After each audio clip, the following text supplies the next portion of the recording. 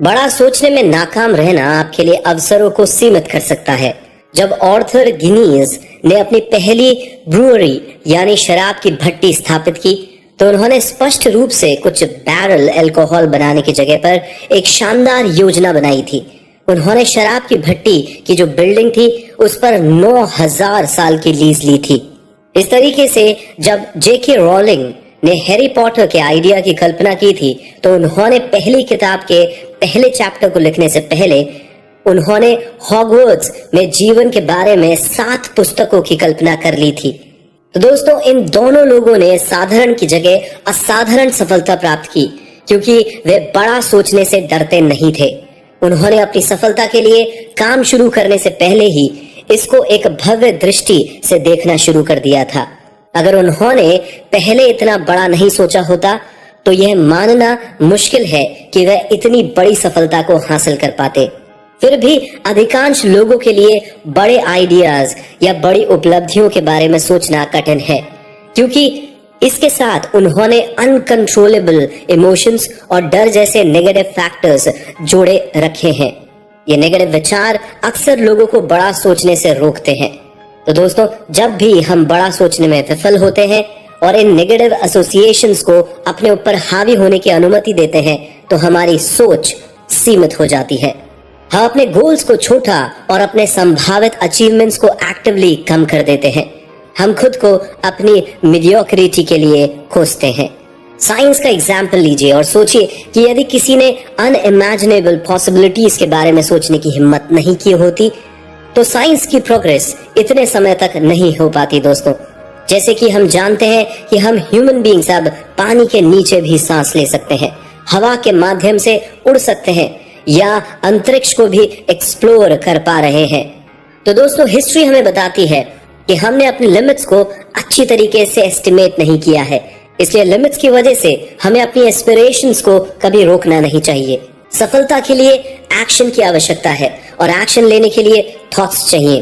लेकिन दोस्तों, ये याद रखिए कि असाधारण परिणाम प्राप्त करने के लिए हमारे एक्शन को किसी बड़ी सोच पर बेस्ड होना चाहिए।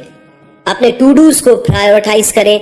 आपके टू डूज में जो सारे काम हैं वो इक्वली महत्वपूर्ण नहीं है। आइए इसको डिटेल में समझते हैं। दोस्तों, ज्यादातर लोग समय समय पर उन सभी कार्यों का ट्रैक रखने के लिए टू डू सूचियां बनाते हैं जो उन्हें पूरी करनी होती है। लेकिन एक बार जब आपके पास लिस्ट आ जाती है तो आप ये कैसे तय करते हैं कि पहले कौन सा काम करना है? क्या आप सबसे अधिक समय लेने वाले कामों के साथ शुरुआत करते हैं या छोटे कार्यों को पहले पूरा करते हैं? हो सकता है कि आप कामों को लिखे गए सीक्वेंस के अनुसार करें। यह अप्रोचेस एक इम्पोर्टेंट की पॉइंट को एड्रेस करने में विफल रहती हैं कि सभी आइटम समान रूप से इम्पोर्टेंट नहीं है। तो दोस्तों, वास्तव में हमें यह समझना चाहिए कि इस लिस्ट में से कुछ कामों का गहरा असर पड़ता है और इसलिए उन्हें हाईएस्ट प्रायोरिटी दी जानी चाहिए। तो ये कंक्लूजन क्वालिटी कंट्रोल मैनेजमेंट के एक पायनियर जोसेफ एम जुरान के काम से समझा जा सकता है। जनरल मोटर्स के लिए काम करते समय उन्होंने पाया कि उनकी कारों में अधिकतर डिफेक्ट्स केवल कुछ मुट्ठी भर प्रोडक्शन की गड़बड़ियों के कारण थे।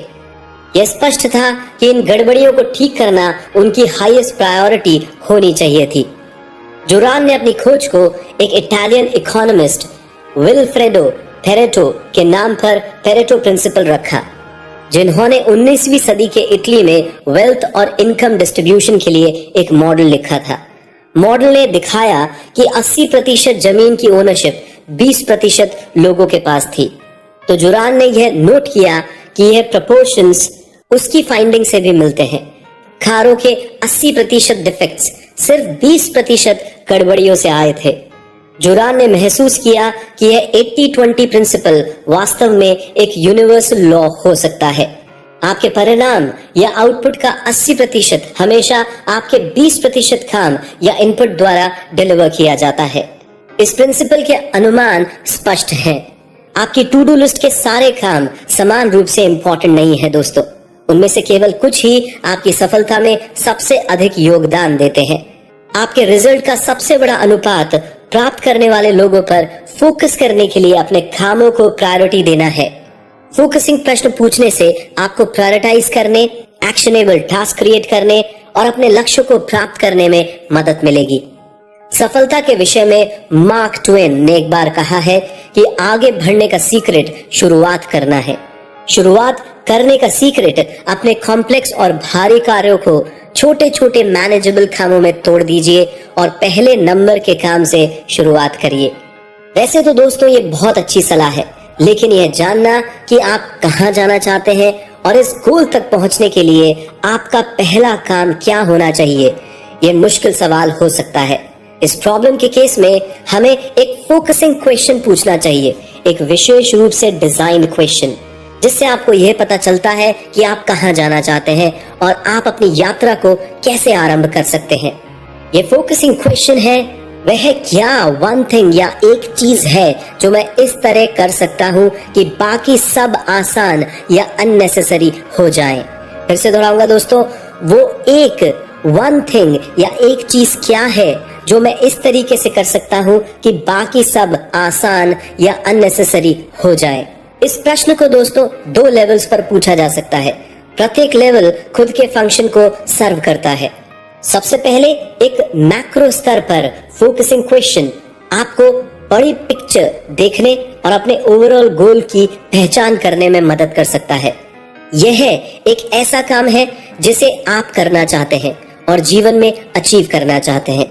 उदाहरण के लिए यहाँ आपकी वन थिंग आपका ओवरऑल करियर गोल हो सकता है दोस्तों। दूसरी चीज दोस्तों, एक अधिक प्रैक्टिकल शॉर्ट टर्म लेवल पर फोकसिंग क्वेश्चन आपको अपने इमीडिएट ऑप्शंस को प्रायोरिटाइज करने और शुरुआत करने के लिए सबसे प्रभावी कामों का चयन करने के लिए एक छोटा फोकस प्रदान कर सकता है। यहाँ आप अपनी उस वन थिंग की तलाश कर रहे हैं जो आप अभी कर सकते हैं। उदाहरण के लिए एक फोन कॉल करना। तो समझ पा रहे हैं दोस्तों, एक ओवरऑल करियर गोल हो सकता है और अभी आपको क्या करना है, एक फोन कॉल करना है। तो इन 2 तरीकों से आप समझ सकते हैं कि एक बिगर पिक्चर बना के एक स्मॉलर शॉर्ट टर्म लेवल पे अभी इंस्टेंटली आप क्या एक्शन लेते हैं, ये समझकर आप स्टेप बाय स्टेप अपने गोल तक पहुंच सकते हैं। तो ये बहुत क्लियर है कि पहला लेवल जीवन में सही डायरेक्शन पाने के बारे में है, दूसरा सही एक्शन को चुनने के बारे में है। अपने आप से रिपीटेडली फोकसिंग क्वेश्चन पूछना आपको ना केवल आपके गोल्स पर फोकस रखेगा, बल्कि आपको प्रोग्रेस और मोमेंटम को बनाए रखने के लिए एक्शन लेने योग्य स्टेप्स भी प्रदान करेगा। और दोस्तों, इसे पूछते रहें और कौन जानता है कि आप क्या हासिल कर सकते हैं। अनुशासित जीवन का सीक्रेट सीक्वेंशियल हैबिट बनाना है। आइए इसको डिटेल में समझते हैं। दोस्तों, जब हम बिल गेट्स की सफलता को इमेजिन करते हैं तो हम उनकी अभूतपूर्व सफलता का क्रेडिट एक्स्ट्राऑर्डिनरी सेल्फ डिसिप्लिन को देते हैं, जिससे उन्हें अपने शुरुआती वर्षों में कंप्यूटर की प्रोग्रामिंग को सीखने में मदद मिली थी। अनुशासन का यह लेवल एक चुनौतीपूर्ण अनअचीवेबल गोल जैसा लगता है। सफल लोग ऐसे डिसिप्लिन को कैसे बनाए रखते हैं, आइए देखते हैं। करीबी इंस्पेक्शन में हम देखते हैं कि उनकी सफलता का मंत्र निरंतर अनुशासन के एक बड़े अमाउंट को लागू करने के लिए फोकस्ड और ड्रिवन रहने जैसा नहीं है, बल्कि अच्छी आदतों का निर्माण करने के लिए सेलेक्टिव अनुशासन का उपयोग करना है। माइकल फेल्प्स की सफलता की कहानी इसका एक बढ़िया उदाहरण है दोस्तों, जिन्होंने 8 गोल्ड मेडल जीते ओलंपिक्स के अंदर। उनको अपने ध्यान और अनुशासन के लिए वाइडली एडमायर किया जाता है, लेकिन वास्तव में उनके बचपन में उन्हें attention deficit hyper activity disorder या फोकस ना कर पाने की बीमारी थी। यह सोचा गया था कि वह कभी भी किसी भी चीज पर फोकस करने में सक्षम नहीं होंगे। तो माइकल फेल्प ने इस सोच को कैसे बदल दिया दोस्तों? उन्होंने अपना पूरा डिसिप्लिन एक आदत बनाने में लगा दिया। स्विमिंग में उन्होंने हर दिन 14 साल की उम्र से लेकर बीजिंग ओलंपिक तक लगभग 1 दशक यानी 10 साल तक 1 सप्ताह में 7 दिन 1 वर्ष के 365 दिन ट्रेनिंग ली दोस्तों। फिर से दोहराता हूं, उन्होंने लगभग 10 साल हर 1 सप्ताह के 7 दिन 1 वर्ष के 365 दिन तक ट्रेनिंग ली दोस्तों। एक हैबिट तो सिर्फ शुरुआत होती है दोस्तों, आदतें शुरू करने की तुलना में बनाए रखने में बहुत आसान है। इसलिए जब एक बार कुछ आदत बना ली जाती है तो आप अपने डिसिप्लिन को एक नई आदत बनाने के लिए यूज कर सकते हैं और फिर उन्हें सीक्वेंस के साथ बना सकते हैं। उदाहरण के लिए आप अपने कोवर्कर्स के आने से 30 मिनट पहले ही अपने ऑफिस पहुंच सकते हैं। अपने इनबॉक्स को साफ करने के साथ अपने दिन की शुरुआत एक अच्छी चेकलिस्ट बना के कर सकते हैं दोस्तों। आप अपने अनुशासन को लंबे समय तक इस विशेष काम पर फोकस करके एक आदत बना सकते हैं। इस आदत के बन जाने के बाद आप अगले काम पर जा सकते हैं। बिना सुपर ह्यूमन डिसिप्लिन को फॉलो करे, सिर्फ सेलेक्टिव डिसिप्लिन को अप्लाई करते हुए सकारात्मक आदतें बनाने से और उसको लगातार फॉलो करने से आपको डिसिप्लिन लाइफ के अपीयरेंसेस और बेनिफिट्स मिल सकते हैं दोस्तों। मल्टीटास्किंग बेहद इनएफिशिएंट है। एक चीज को चुने और उस पर अपना संपूर्ण ध्यान दे। आजकल ये आमतौर पर स्वीकार किया जाता है कि मल्टीटास्किंग करना एक प्रभावी बात है। हम आमतौर पर इस शब्द के अर्थ को कुछ इस तरीके से समझते हैं, दो या दो से अधिक चीजों को एक साथ करना।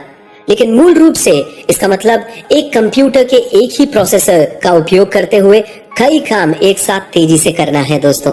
हालांकि हम एक ही समय में कुछ चीजें कर सकते हैं, उदाहरण के लिए फोन पर चलते हुए बात करना, लेकिन हम एक ही समय में दो कामों पर प्रभावी रूप से फोकस नहीं कर सकते हैं दोस्तों।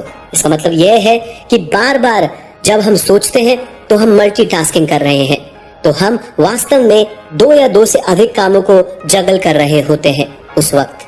वैसे ही जैसे एक कंप्यूटर एक काम से दूसरे काम पर फोकस करता है। तो दोस्तों रिसर्च बताती है कि ह्यूमन बीइंग के लिए इस तरह टास्क को बदलने में टाइम पेनल्टी लगती है, क्योंकि ह्यूमन एक काम से आगे बढ़ने और फिर दूसरे काम पर पुनः फोकस करने में समय लेता है। तो रिलेटिवली सरल कामों के मामले में इस समय की लागत बहुत कम हो सकती है, लेकिन यह कामों की कठिनाई के अनुसार बढ़ती जाती है।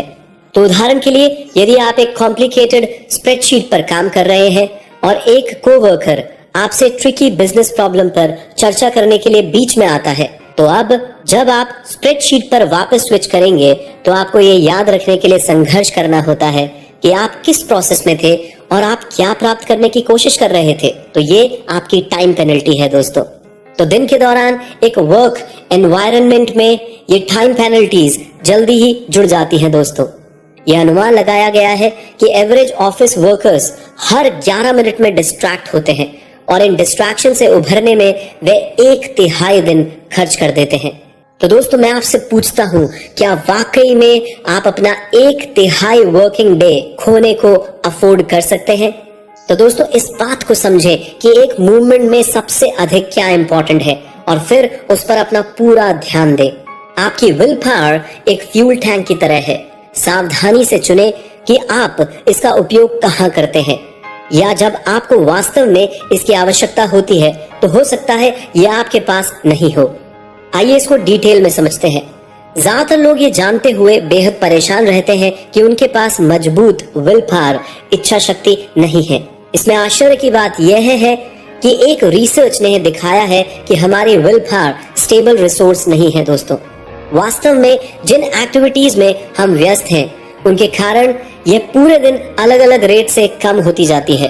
फॉर एग्जाम्पल, जब हम डिसीजन लेते हैं तो हम फोकस करते हैं, हमारी भावनाओं को दबाते हैं या किसी गोल का पीछा करते हैं तो हमारी इच्छा शक्ति कम हो जाती है। मैं फिर से दोहराऊंगा दोस्तों, इस दौरान हमारी इच्छा शक्ति कम हो जाती है। तो जब हमारी इच्छा शक्ति बहुत वीक हो जाती है तब हम किसी काम को करने में सक्षम नहीं हो पाते। तो ये एग्जाम्पल आपको समझाएगा दोस्तों कि डिफिकल्ट डिसीजन लेते समय या फिर किसी डिफिकल्ट काम करने के बाद आप एक स्वादिष्ट नाश्ते को क्यों मना नहीं कर पाते। ऐसा होता है दोस्तों कि जब आप बहुत एग्जॉस्ट होके किसी काम पे ध्यान लगाते हैं तो उस काम के बाद आपकी विल पावर इतनी स्ट्रांग नहीं होती, वो थोड़ी वीक हो जाती है दोस्तों। जब आप थके हुए महसूस करते हैं, जब आप कोई काम में अपनी बहुत सारी एनर्जी एग्जॉस्ट कर देते हैं। आइए इसको एक और एग्जाम्पल से समझते हैं। कैदियों के लिए जो जजेस डिसीजंस लेते हैं वो बहुत इंपॉर्टेंट होते हैं दोस्तों।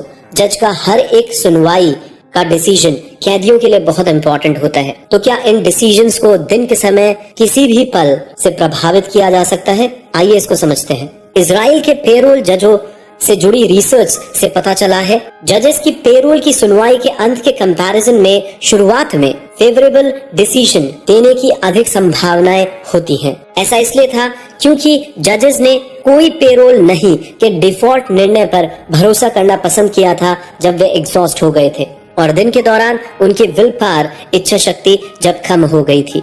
ब्रेक और नाश्ते के बाद फेवरेबल डिसीजंस की रेट फिर से बढ़ गई थी दोस्तों, ये एक रिसर्च बताती है। तो ये बहुत क्लियर है कि फुल स्ट्रेंथ विल पावर के लिए एनर्जी का टैंक फुल करने की जरूरत है। इसलिए अपने दिन को प्लान करें जिससे आप कम एनर्जी वाले समय में महत्वपूर्ण निर्णय को लेने से बच सके। सबसे इम्पोर्टेंट वर्क पे अपने एफर्ट्स का ध्यान केंद्रित करने के लिए महत्वहीन कार्यों को नहीं कहना बहुत बहुत इम्पोर्टेंट है दोस्तों। आइए इसको डिटेल में समझते हैं। हम सभी ना कहने में संघर्ष करते हैं क्योंकि हम हेल्पफुल बनना चाहते हैं। दूसरों की सहायता करना बहुत ही रिवॉर्डिंग हो सकता है, लेकिन अपने बड़े लक्ष्यों के लिए और अपना समय और अपनी एनर्जी बचाने के लिए आपको लोअर प्रायोरिटी रिक्वेस्ट्स को ना कहना ही पड़ेगा दोस्तों।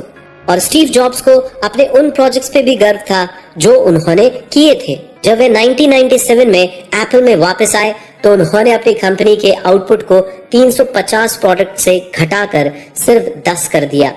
ये बहुत सारे ना थे दोस्तों। 1997 में एक डेवलपर के सम्मेलन में उन्होंने समझाया, जब आप फोकस करने के बारे में सोचते हैं तो आप सोचते हैं अच्छा फोकस करने का मतलब है हाँ कहना, पर नहीं दोस्तों, फोकस का मतलब है ना कहना। Focus is saying no to 99 and saying yes to 1। लोगों को हर समय नहीं कहना इतना स्वार्थी या कोल्ड नहीं है दोस्तों जितना वो दिखता है। आप उन्हें हमेशा एक ऐसा ऑल्टरनेटिव सॉल्यूशन देने का प्रयास कर सकते हैं जिसमें आपकी सहायता की जरूरत नहीं हो, या आप उन्हें उन लोगों तक पहुंचा सकते हैं जो अधिक उपयोगी हो सकते हैं। साथ ही आप उन स्ट्रैटेजीज को लागू करने के बारे में भी सोच सकते हैं जो आपको मिलने वाली रिक्वेस्ट की कटौती करेगी। उदाहरण के लिए आप अपने एम्प्लॉइज को आपके पास आने से पहले अक्सर पूछे जाने वाले प्रश्नों की सूची या फ्रीक्वेंटली आस्क्ड क्वेश्चंस को चेक करने के लिए कह सकते हैं। लेकिन याद रखें कि यदि आपको सफल होना है तो आपको कभी कभी वास्तव में लोगों को साफ मना भी करना पड़ सकता है। यदि आप लिमिटेड समय और रिसोर्सेज के साथ अपनी एनर्जी पर फोकस करना और सबसे इम्पोर्टेंट काम करने वाले लोगों से मिलना चाहते हैं तो आपको कम इम्पोर्टेंट काम करने के लिए ना कहने के लिए तैयार रहना चाहिए। उद्देश्य के साथ रहना और अपने लक्ष्य को प्राप्त करने के लिए स्टेप्स को विजुलाइज करना आपको असाधारण रिजल्ट्स के पाथ पर सेट करेगा। आइए इसको डिटेल में समझते हैं। एक मिनट के लिए कल्पना कीजिए कि आपके पास वर्तमान में कोई ठोस लक्ष्य या एम्बिशन नहीं है। इस कंडीशन में आप कैसे तय कर लेंगे कि हर दिन क्या करना है दोस्तों? क्या आपको लगता है कि आप लगातार एक मुश्किल और थकाऊ काम को बिना यह जाने कर पाएंगे कि आप उसे क्यों कर रहे हैं? तो जब हम अबव सिचुएशन को इमेजिन करते हैं तो हम महसूस करते हैं कि काम करने के लिए लक्ष्य होना कितना इम्पोर्टेंट है। इससे आपके जीवन को एडिशनल मीनिंग और पर्पस मिलता है, जिससे आपके विचारों में अधिक स्पष्टता, आपके एक्शन में अधिक कॉन्फिडेंस और डिसीजंस की स्पीड तेज हो सकती है। सबसे इम्पोर्टेंट बात यह है कि जब समस्याएं होती हैं तो ये पता होने से कि आप क्या कर रहे हैं और क्यों कर रहे हैं, आपको इंस्पिरेशन और मोटिवेशन मिलता है दोस्तों। अपने सामने एक लक्ष्य होने से आप इस तक पहुंचने के लिए कदम उठाना शुरू कर सकते हैं। लेकिन यदि आप प्रत्येक कदम के रास्ते में भी विजुअलाइजेशन कर रहे हैं तो ये और बेहतर होगा, क्योंकि ये आपको मोटिवेट करता है और आगे बढ़ने के लिए तैयार करता है। छात्रों की एक स्टडी में इसके फायदेमंद इफेक्ट्स देखे गए थे। आइए इसको समझते हैं। इन स्टूडेंट्स को एक परीक्षा देने के दौरान परीक्षा के नतीजे के बारे में या उसके लिए तैयारी करने और इसे देने के प्रोसेस की कल्पना करने को कहा गया था। जिन छात्रों ने एग्जाम के प्रोसेस की कल्पना की थी वे अधिक मोटिवेटेड हुए, उन्होंने अच्छी तैयारी की और बाद में बेहतर परिणाम हासिल किए। इन पॉइंट्स की शुरुआत में दी गई सिचुएशन के बारे में फिर से सोचिए दोस्तों। अब कल्पना कीजिए कि आपने अपनी दिल की आवाज सुन ली है। आप माउंट एवरेस्ट पर चढ़ना चाहते हैं। आपका लक्ष्य अचानक स्पष्ट हो गया है। यह एक और बात है कि जिसे आप करना चाहते हैं। अब आपको कुछ रिसर्च करने, ट्रेनिंग शुरू करने और सही इक्विपमेंट प्राप्त करने की आवश्यकता है। आप अपने लक्ष्य को धन्यवाद दीजिए दोस्तों। आप पहले से ही प्लान बनाइए, स्टेप्स को विजुलाइज करिए और इसकी ओर प्रोग्रेस करिए। फिर देखिए आप अपने लक्ष्य तक कैसे पहुंचते हैं। एक गोल को हम ऐसे डिफाइन कर सकते हैं दोस्तों, एक गोल वह वन थिंग है जिसे हम अपने जीवन में अचीव करना चाहते हैं और जिसको पाने के लिए हमें प्रयास करना चाहिए। अपने प्रोफेशनल गोल्स के लिए कभी भी अपनी पर्सनल लाइफ से समझौता ना करें, इसके बजाय अपने काम के समय को रूथलेसली प्राथमिकता दें। आइए इसको डिटेल में समझते हैं। हम सभी एक बैलेंस लाइफ जीने का प्रयास करते हैं दोस्तों। हम हमारे समय को उन सभी चीजों के बीच बराबर बांटने के लिए कोशिश करते हैं जो हमारे लिए इम्पोर्टेंट है, लेकिन हम ये करते समय खुद से ये नहीं पूछते कि हम ऐसा क्यों कर रहे हैं और हम वास्तव में क्या अचीव करने की कोशिश कर रहे हैं। ऐसा करके यह समझ में आता है कि हम बैलेंस बनाने के लिए प्रयास कर रहे हैं, क्योंकि हमारे प्रोफेशनल और पर्सनल लाइफ में सभी मांगे बहुत इंपॉर्टेंट लगती हैं हमें, लेकिन वास्तव में एक संतुलित जीवन का यह सपना अनऑब्टेनेबल और अनडिजायरेबल है दोस्तों। मैं फिर से दोहराऊंगा, वास्तव में एक संतुलित जीवन का यह सपना अनऑब्टेनेबल और अनडिजायरेबल है दोस्तों। अगर आप सब कुछ करने की कोशिश करते हैं तो आप अपनी पर्सनल और प्रोफेशनल लाइफ दोनों में जो भी करते हैं उसमें से कुछ भी पूरा नहीं हो पाता, ये आप भी जानते हैं। आप इसको इस एग्जाम्पल से समझ सकते हैं। लेखक जेम्स पैटरसन ने इस दुविधा को इन शब्दों में समझाया है। कल्पना कीजिए कि जीवन एक गेम है जिसमें आपको 5 बॉल्स के साथ जगल करना होता है। ये बॉल्स हैं वर्क, फैमिली, हेल्थ, फ्रेंड्स और इंटीग्रिटी। आप इन 5 बॉल्स को हवा में रख रहे हैं, लेकिन अंत में आप एक दिन समझते हैं कि वर्क वाली बॉल रबड़ से बनी है। अगर आप इसे छोड़ देते हैं तो यह उछलकर वापस आपके पास आ जाएगी, लेकिन अन्य 4 गेंद कांच से बनी हुई है दोस्तों। मैं फिर से दोहराऊंगा, अन्य 4 गेंद कांच से बनी हुई है। तो आप समझते ही हैं, अगर आप इनमें से किसी को छोड़ देते हैं तो ये वापस आपके पास नहीं आ सकती। तो दोस्तों, जैसा कि इस एग्जाम्पल से पता चलता है कि काम के दबाव में हमें अपनी पर्सनल लाइफ की प्रायोरिटीज को कभी नहीं त्यागना चाहिए, और अगर हम ऐसा करते हैं तो इस नुकसान की भरपाई नहीं की जा सकती। लेकिन अगर हमारी पर्सनल लाइफ हमेशा प्रायोरिटी पे रहती है तो हम प्रोफेशनली कभी सफल नहीं हो सकते हैं। तो फिर हमको करना क्या चाहिए? ये बहुत कंफ्यूजिंग लग रहा है ना दोस्तों। आइए इसको समझते हैं। प्रोफेशनल गोल्स पर फोकस करने के लिए अपने वर्क टाइम को रूथलेसली प्रायोरिटी दें। हाँ दोस्तों, जब काम कर रहे हैं तो सिर्फ और सिर्फ काम करें। उस वक्त एकदम रूथलेस हो जाए, यानी कि जो आपका 8 घंटा है काम का, उसको टॉप प्रायोरिटी पे रखिए। उस वक्त कोई भी डिस्टर्बेंस मत आने दीजिए। ये तो हम आपको समझा ही चुके हैं कि अपनी पर्सनल लाइफ में किसी भी एरिया को नेग्लेक्ट करना खतरनाक हो सकता है, लेकिन दोस्तों अपनी वर्क लाइफ में आपकी अपनी टॉप प्रायोरिटी होनी ही चाहिए और बाकी सब बात परवाह नहीं करनी चाहिए। यानी जब आप काम कर रहे हैं तो उसके बीच में कोई भी काम को नहीं ले दोस्तों, अपने घर के काम को भी नहीं। जो 8 घंटे आपके काम के होते हैं उसमें काम करने के दौरान भी आपको ये देखना होगा कि मेरे प्रायोरिटी वाले काम कौन से हैं, वो वन थिंग कौन सी है जो सबसे इम्पोर्टेंट है मेरी जिंदगी के लिए, मेरा विजन क्या है, मेरा मिशन क्या है, और जब मैं काम कर रहा हूँ तो मेरे को कौन सा एक्शन लेना चाहिए जो मुझे उस वन थिंग तक पहुंचाएगा। तो समय समय पर कम प्रायोरिटी वाले कामों को कम से कम करना होगा दोस्तों। आपको धीरे धीरे ये काम इंतजार कर सकते हैं या किसी और के द्वारा मैनेज किए जा सकते हैं, क्योंकि दोस्तों इसी अप्रोच से आपको अपने सबसे इम्पोर्टेंट काम पर फोकस करने में मदद मिलेगी। इस अप्रोच से वह कंसंट्रेशन मिलता है जो बेहतरीन रिजल्ट्स को पाने के लिए जरूरी है। अपनी एक बात पर ध्यान केंद्रित करने के लिए आपको इफेक्टिव टाइम मैनेजमेंट स्ट्रैटेजीज चाहिए और आपको अपनी लाइफ के कुछ एरियाज में केओस को एक्सेप्ट करना ही होगा। आइए इसको डिटेल में समझते हैं। मान लीजिए दोस्तों कि आपने अपनी वन थिंग की खोज कर ली है। यह वो की प्रायोरिटी है जिसे आप अचीव करना चाहते हैं और आपके पास अपने लक्ष्य तक पहुंचने के लिए जरूरी स्टेप्स का क्लियर प्लान है। तो दोस्तों अब आप पूरी दुनिया को जीतने के लिए तैयार हैं, लेकिन केवल एक छोटी सी समस्या है कि इस लाइफ के अंदर पॉज बटन नहीं होता दोस्तों। जब आप अपने मास्टरपीस पर यानी अपने सबसे महत्वपूर्ण वन थिंग पर कड़ी मेहनत कर रहे होते हैं तो दुनिया धैर्यपूर्वक आपके काम के खत्म होने का इंतजार नहीं करती है। नो डाउट चीजें बीच में आ जाती हैं, हमेशा दूसरे लोग और कुछ प्रोडक्ट्स आपके सामने रहेंगे जो आपके फोकस की मांग करेंगे। तो इमेजिन कीजिए कि आप एक बड़े कॉन्ट्रैक्ट पर पूरा दिमाग लगा के फोकस कर रहे हैं, तो इस सिचुएशन में आपको सेक्रीफाइसेस करने होंगे दोस्तों। आपका रेगुलर वर्क या फिर आपके पाइल्ड अप वर्क आपके कलीग्स को डेलीगेट कर दिए जाएंगे। तो ध्यान रहे दोस्तों, जब आप फोकस करते हैं किसी काम पर तो आपके आसपास के एरियाज जो डिसऑर्डरली चल रहे हैं उनकी वजह से आपके ऊपर प्रेशर बढ़ता चला जाता है।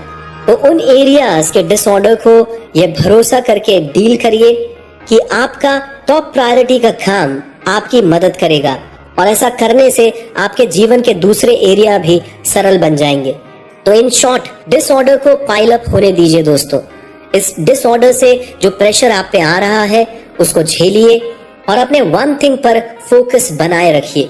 मैं फिर से दोहराऊंगा दोस्तों, डिसऑर्डर को पाइल अप होने दीजिए और इस डिसऑर्डर से जो प्रेशर आप पे आ रहा है उसको झेलने का प्रयास करिए और अपने वन थिंग को बनाए रखिए दोस्तों, जिस पे आपका पूरा ध्यान है। तो अब जब आप अपनी वन थिंग पर फोकस कर रहे हैं तो आप अपना अधिकतर समय कैसे बिताते हैं? अपनी वन थिंग पर काम करने के लिए अपने टाइम ब्लॉक्स को शेड्यूल करें दोस्तों, उन पर कमिटेड रहें और उनका इस तरीके से बचाव करें जैसे कि वे आपके लिए सबसे इंपॉर्टेंट अपॉइंटमेंट्स हैं। आपको यह भी इंश्योर करना होगा कि आपका फिजिकल एनवायरनमेंट इस समय को प्रभावी ढंग से उपयोग करने में आपको नहीं रोके। हाँ दोस्तों, आप जहां भी काम करते हैं आपको पोटेंशियल डिस्ट्रैक्शन को कम करने की जरूरत है। अगर ये संभव नहीं है तो मैं तो इतना भी कहूंगा कि आप अपने ऑफिस से दूर कहीं काम करने पे भी विचार कर सकते हैं, क्योंकि मैंने आपको पहले ही बताया कि ऑफिस का 1/3 टाइम हम डिस्ट्रैक्टेड होके बिताते हैं। तो ऑल इन ऑल कॉन्सेप्ट ये है कि अपनी वन थिंग पर सिंगल माइंडेड डिवोशन करने से ही हम मैस्ट्रो बन सकते हैं, हम चैंपियन बन सकते हैं।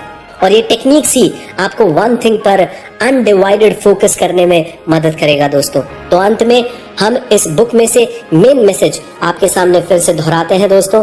सफलता वन गोल पर फोकस करने से आती है, ना कि कई अलग अलग गोल्स पर फोकस करने से। जब आप अपनी वन थिंग की ओर काम करते हैं तो ऐसे चैलेंजेस से बचें जो आपको सफलता प्राप्त करने से रोकते हैं। डिसऑर्डर को हैंडल करना सीखें और अपना बेस्ट काम वहां करें जहां यह वास्तव में मायने रखता है।